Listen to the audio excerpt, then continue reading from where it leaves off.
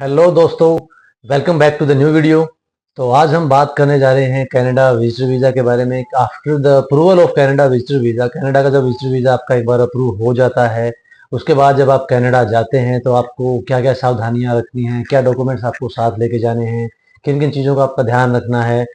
और Canada airport पे जो इमिग्रेशन ऑफिसर होते हैं वो आपसे कौन कौन से क्वेश्चंस पूछ सकते हैं, आपका इंटरव्यू जो है वहाँ पे कितना लंबा चल सकता है। और कुछ केसेस में आजकल सुनने में आ रहा है कि वो डिपोर्ट भी कर रहे हैं, इवन 5-5 घंटे का भी कनाडा एयरपोर्ट पे इमिग्रेशन ऑफिसर जो है, वीजा ऑफिसर हैं, क्लाइंट्स का इंटरव्यू ले रहे हैं, क्वेश्चन आंसर हो रहे हैं और वहां से वो डिपोर्ट भी कर दे रहे हैं। तो क्या क्या रीजन है जो हम सक्सेसफुली कनाडा में इंटर हो सकते हैं, ठीक, क्या क्या चीजें हैं जिनको हम ध्यान में रखते हुए सावधानी रखकर कनाडा में इंटर हो सकते हैं।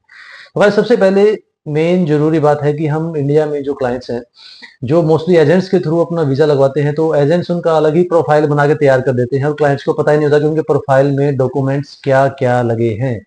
एजेंट ने उनका क्या प्रोफाइल शो किया है, उनको सेल्फ एम्प्लॉयड शो किया है, उनको एज ए मतलब कि जॉब करते हैं ऐसा कुछ शो किया है, वर्कर शो किया है, या सेल्फ बिजनेस शो किया है, एग्रीकल्चर शो किया है। तो क्लाइंट को पहले पता होना चाहिए उनके प्रोफाइल में है क्या, उनके फाइनेंशियल पार्ट पे क्या क्या डॉक्यूमेंट लगे हैं, कितने उनके फंड्स वगैरह जो है वो मैनेज किए गए हैं, कितने फंड्स उनके अकाउंट में दिखाए गए हैं, कितने फंड्स उनके पास हैं, जेन्युइन जो फंड्स उनके पास हैं, कितने फंड्स उन्होंने शो किए हैं। तो ये सारी चीजें क्लाइंट्स के पास होनी चाहिए जो कनाडा एयरपोर्ट पे कनाडा इमिग्रेशन के पास पहुंचता है बच्चा। तो सबसे पहले हम बात करेंगे कि जो जो डॉक्यूमेंट एजेंट ने आपसे लिए हैं, जो डॉक्यूमेंट एजेंट ने आपके प्रोफाइल में लगाए हैं, वो सब डॉक्यूमेंट आपके पास ओरिजिनली होने चाहिए। आप सारे डॉक्यूमेंट सबसे पहले एजेंट से ले लीजिए वीजा आने के बाद, कि जो आपका प्रोफाइल है, जो आपके डॉक्यूमेंट्स लगाए गए हैं, वो सारे डॉक्यूमेंट्स आपके पास हो। उसमें आपके जो एकेडमिक डॉक्यूमेंट्स हैं वो आपको पता होगा आपके डॉक्यूमेंट्स क्या हैं, फाइनेंशियल डॉक्यूमेंट्स क्या क्या हैं आपके। आपको अगर कोई स्पॉन्सरशिप है तो उसकी डिटेल आपके पास होनी चाहिए, ठीक है। अगर स्पॉन्सरशिप नहीं है तो आपके पास डमी होटल की बुकिंग्स होनी चाहिए, कंफर्म बुकिंग होनी चाहिए आपके पास होटल की, कि वो अगर वेरीफाई करे तो वेरीफाई हो जाए कि हाँ ये कैंडिडेट हमारे पास आ रहा है। तो ये सब चीजों का आपको ध्यान रखना होगा क्लाइंट। तो सबसे पहले मेन डॉक्यूमेंट जो है वो है पासपोर्ट, स्टैम्प पासपोर्ट।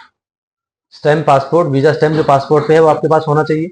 आपके पास रिटर्न टिकट भी होना चाहिए। कुछ केसेस में क्लाइंट से मिस्टेक कर देते हैं कि रिटर्न टिकट वो डमी शो कर देते हैं। ऐसा नहीं करना गाइस, हमें बिल्कुल भी, हमें return ticket, confirm return ticket हमारे पास होनी चाहिए, पेड।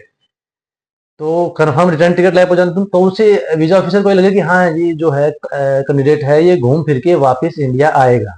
उसके पास ये रीजन होना चाहिए कि हाँ मैं घूम फिर के वापस जाऊंगा। अच्छा, कनाडा में आपका जो रीजन ऑफ विजिट है वो क्या है, वो क्लियरली आपके माइंड में मेंशन, क्लियरली आपके माइंड में होनी चाहिए वो चीजें। आपके डॉक्यूमेंट्स वो चीजें क्लियर शो करने चाहिए कि हाँ ये मेरा पर्पज ऑफ विजिट है, ये मेरा आइटनरी प्रोग्राम है और ये मैं घूम फिर के मैं वापस जाऊंगा मेरा। तो अगर आपके पास कोई स्पॉन्सरशिप वहां से अरेंज है, मान लीजिए कि आपका ब्लड रिलेटिव है, कोई नॉन है, कोई कन्वोकेशन प्रोग्राम है जिसमें आप स्पॉन्सर, कन्वोकेशन प्रोग्राम से आपके पास स्पॉन्सर लेटर आया हुआ है, आपका नाम लिस्ट में है, तो आपके पास वो लेटर होना चाहिए, स्पॉन्सर लेटर आपके पास होना चाहिए। या किसी आपके रिलेटिव की, फ्रेंड की कोई मैरिज एनिवर्सरी है, कोई बर्थडे है, तो आपके पास उसका भी प्रूफ होना चाहिए। आपके पास गेस्ट लिस्ट का प्रूफ होना चाहिए, गेस्ट लिस्ट में आपका नाम होना चाहिए, स्पॉन्सर लेटर होना चाहिए आपके पास प्रॉपरली। और वो अगर कॉल करके पूछें तो जिनके पास आप जा रहे हैं वो चीज कंफर्म करें कि हाँ ये कैंडिडेट हमारे पास आ रहा है। दूसरी चीज, अगर हम बात करें फाइनेंशियल पार्ट की, तो वीजा ऑफिसर के पास ये अथॉरिटी होती है कि वो आपके बैंक में वेरीफाई कर सकता है कि आपके बैंक में इतने फंड्स, जितने आपने शो किए होते हैं फाइल सबमिशन के टाइम पे, उतने फंड्स आपके टाइम में जिस टाइम कनाडा एयरपोर्ट पे पहुंचे हैं उतने फंड्स आपके पास मेंटेन है कि नहीं है। तो मोस्टली ये क्लाइंट गलती करते हैं कि वो वीजा आने के बाद फंड्स ना निकाल लेते हैं, विड्रॉ कर लेते हैं। ऐसा नहीं करना चाहिए। जब तक आप सेफली कनाडा में एंटर नहीं हो जाते, इमिग्रेशन क्लियर नहीं कर लेते, तब तक अपने फंड्स अपने जो अकाउंट में मेंटेन रखिए। जो फंड्स आपने शो किए हैं वीजा फाइल सबमिशन में, उतने फंड्स आप अपने अकाउंट में मेंटेन रखिए जब तक कि आप कनाडा में सेफली एंटर नहीं हो जाते हैं। तो क्योंकि वीजा ऑफिसर जो है, इमिग्रेशन ऑफिसर है, वो कभी भी आपके फंड्स चेक कर सकता है। उनके पास अथॉरिटी होती है, वो बैंक को कॉल करके या मेल से वो बैंक से वेरीफाई कर सकता है कि ये फंड्स इनके अकाउंट में मेंटेन है कि नहीं है। तो गाइस ये मिस्टेक मत कीजिए, ठीक है। तो अपने फंड्स को मेंटेन रखिए और अपने डॉक्यूमेंट सारे जेन्युइन रखिए। और जो आपकी रिटर्न टिकट है वो पेड होनी चाहिए। अगर आपके पास स्पॉन्सरशिप नहीं है तो आपके पास कुछ होटल बुकिंग होनी चाहिए, कंफर्म होटल बुकिंग आपके पास होनी चाहिए, जहां से कि अगर वीजा ऑफिसर, इमिग्रेशन ऑफिसर वो वेरीफाई करें तो वेरीफाई कर दें कि हाँ कैंडिडेट जो है सच एंड सच कैंडिडेट हमारे पास आ रहा है रहने के लिए।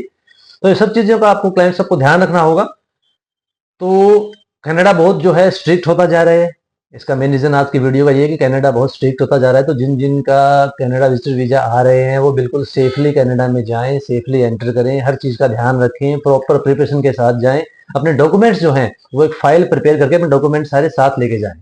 जो डॉक्यूमेंट्स आपकी फाइल में लगे हैं उन डॉक्यूमेंट्स की फोटोकॉपी आपके साथ होनी चाहिए, फोन में पीडीएफ फाइल हो और आपके पास उनके प्रिंट आउट्स भी होने चाहिए डॉक्यूमेंट्स के, ताकि आपको कोई प्रॉब्लम ना हो इमिग्रेशन में एयरपोर्ट पे क्लियर करते हुए। तो इन सब चीज़ों का ध्यान रखते हुए गाइस आपको कनाडा में एंटर करना है। दूसरी चीज़, आजकल रिफ्यूजी असाइलम भी वहाँ पे असाइलम का प्रोसेस भी चल रहा है, बट असाइलम का गाइस आपको ध्यान रखना होगा कि असाइलम का केस एक बार स्टार्ट होने के बाद ये मैक्सिमम 10 ईयर तक चल सकता है, और एक बार असाइलम डालने के बाद आप वापस इंडिया नहीं आ सकते जब तक कि आपकी फाइल पर डिसीजन ना हो जाए कोई। तो इसलिए अब असाइलम को अवॉइड कीजिए और विजिटर पे कनाडा में एंटर कीजिए। There are lot of opportunities. Canada is a land of opportunities, a good country, घूमने फिरने के लिए बहुत अच्छा कंट्री है। तो बी अवेयर। ओके, ध्यान रखिए। Okay, thank you.